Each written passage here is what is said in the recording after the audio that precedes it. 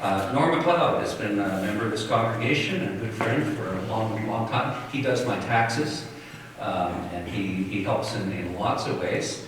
And he's going to come and share with you some tips and things to think about as you get ready for the next stage. Yes, finances.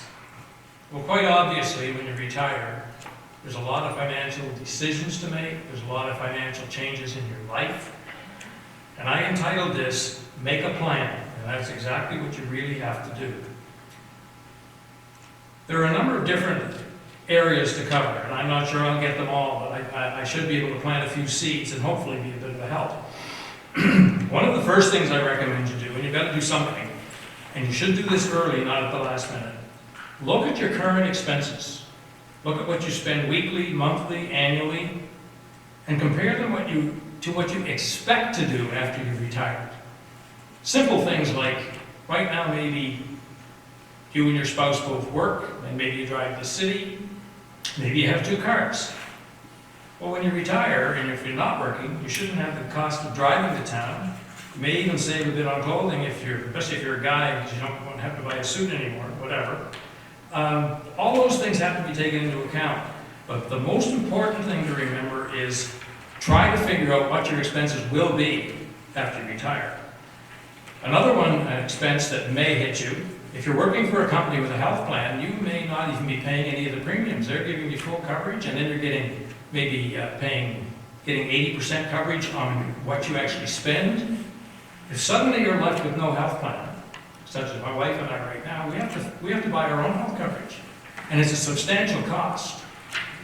And you have to weigh the gamble. Are we healthy enough that we don't need it, or should we get it now? And since many carriers won't give it to you later, you have to think about that. So if you're actually making a plan, I would suggest you factor in what the cost of your health plan is going to be, because you may need it. Also, try to plan ahead with the idea that you're preparing for the unexpected.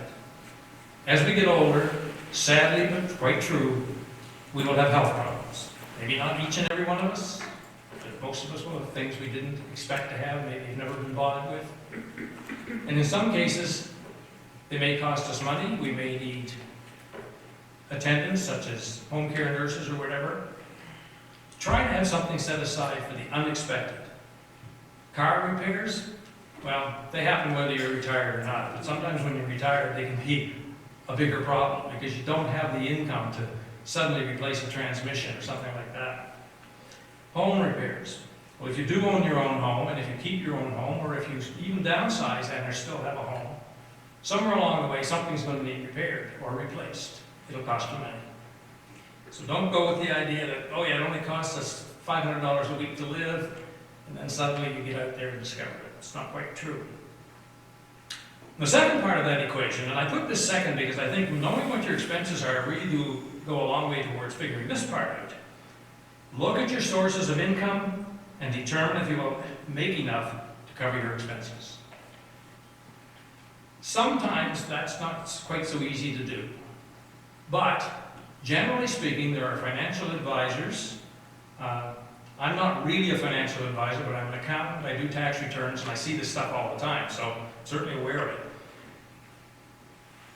You should, at some point, you should get your Canada pension, your old age pension. You may have a company pension plan, you may not. You may have an RRSP, you may not. Hopefully you've got either a pension plan or an RRSP. You're going to be in pretty dire straits if you don't. But you've got to work out what you're going to need, and then look at what you're going to get, or you think you're going to get, and make sure they cover it. Because if they don't, you're going to run out of money. Another aspect of that is simply, how long are you going to live? Nobody knows the answer to that question. The one thing we all know is we're living longer today than we did 30, 40 years ago. Some of you may not know the answer to this, but I'm going to tell you something. Have you ever wondered why 65 was considered the magic number that we all should retire at?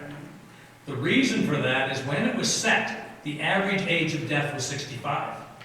It's not that anymore. At 65, we're still young. That was me 8 years ago. So you have to realize you will live longer than you expect, God willing. So be prepared for that and look at your potential income and say, if I live 30 years, am I still going to have something at the end? Or are my children or my grandchildren going to have to step in and give me a hand? Got to think about it. Now, just give me a second.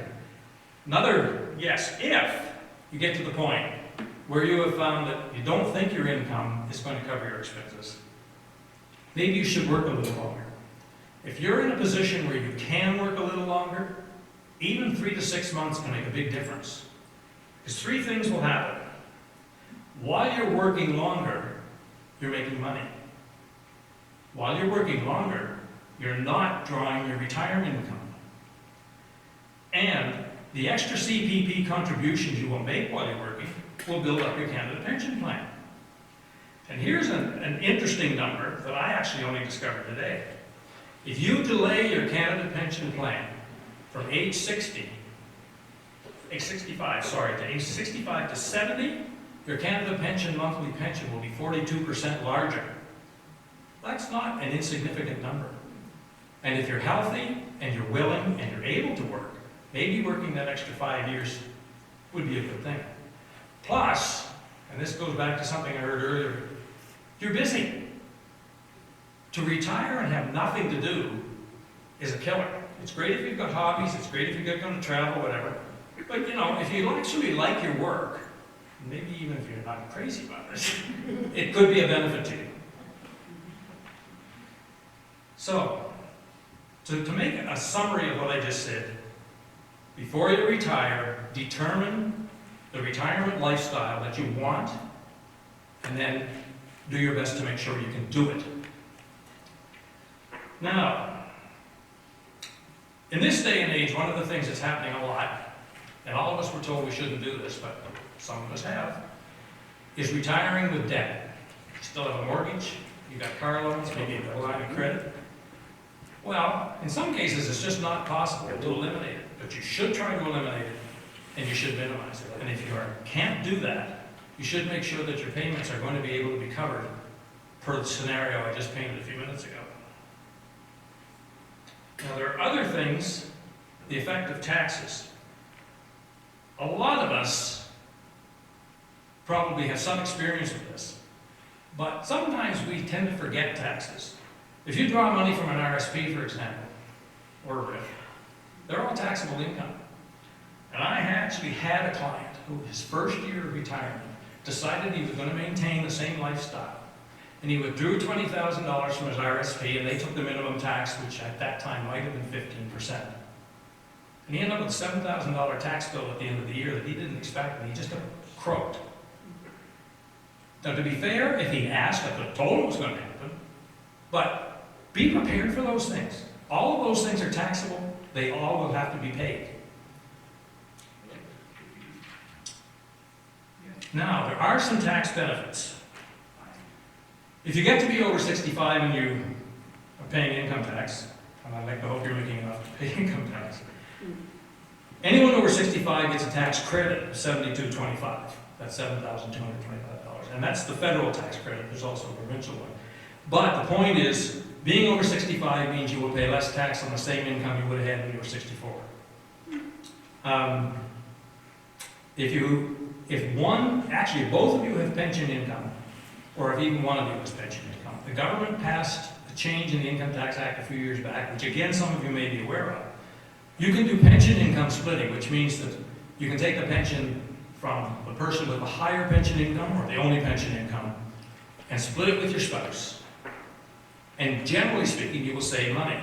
You save it for 2 reasons. Number one, often the person, and this is especially true of older couples. I have a couple in their late 80s and 90s. He worked all his life, she worked very little, so he's got a huge pension. She's got almost none. The last time I did their tax returns, they got $3,000 less payment in their income tax. And that's tax-free money. You don't have to do anything with it except spend it. So it is a benefit. Now, if you happen to have incomes that are close together, if you're both got pensions, sometimes the difference can only be maybe a couple $100, but it's worth doing. And there's one other thing about that. When you have pension income, and I'm going to call it qualified pension income, there is a definition that covers all of that. But if you're over 65 and you have a RIF, if you have an annuity, any other types of pension income, and a real pension, of course, there's a $2,000 tax credit. So automatically your first $2,000 of your pension income is not taxable.